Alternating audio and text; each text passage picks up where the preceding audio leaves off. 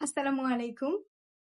সম্প্রতি সুপ্রিম কোর্টের হাইকোর্ট বিভাগ একটি ঐতিহাসিক রায় প্রদান করেছে।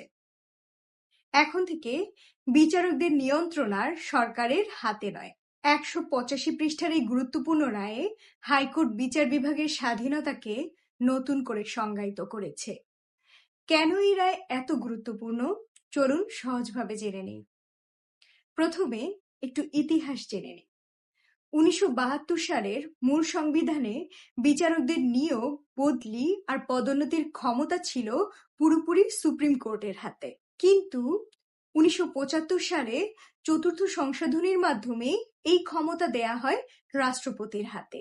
পরবর্তীতে পঞ্চদশ সংশোধনীতে বলা হয় রাষ্ট্রপতি এই ক্ষমতা প্রয়োগ করবেন সুপ্রিম কোর্টের সাথে পরামর্শক্রমে।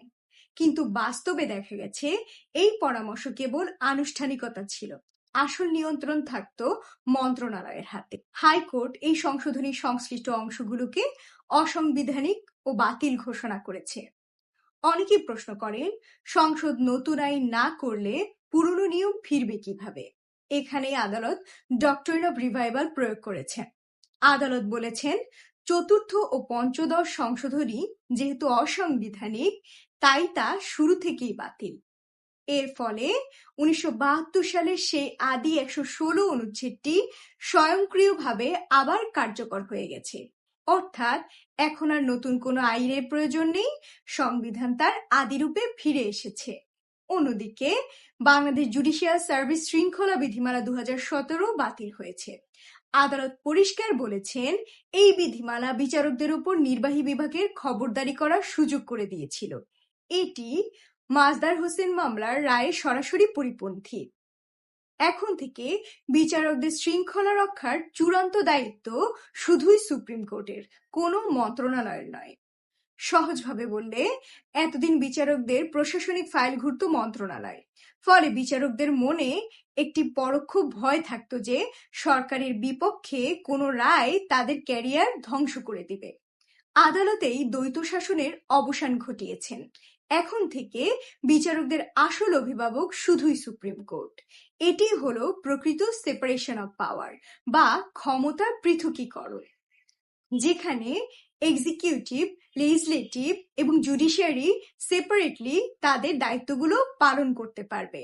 এই সকল রায়ের পাশাপাশি আদালত আরও নির্দেশনা দিয়েছেন ইন্ডিপেন্ডেন্ট জুডিশিয়াল সেক্রেটারিয়েট অথবা পৃথক সচিবালয় প্রতিষ্ঠা করার।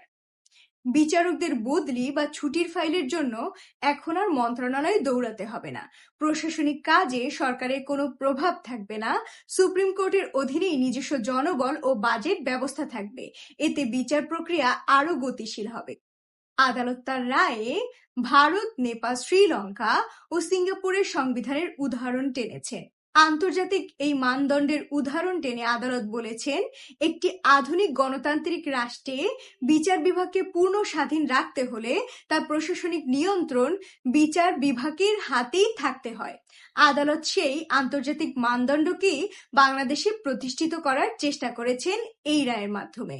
যদিও সরকার পক্ষ আপিল করার সুযোগ পেয়েছে, কিন্তু হাইকোর্ট যে দিক নির্দেশনা দিয়েছেন তা ন্যায় বিচারের পথকে প্রশস্ত করেছে।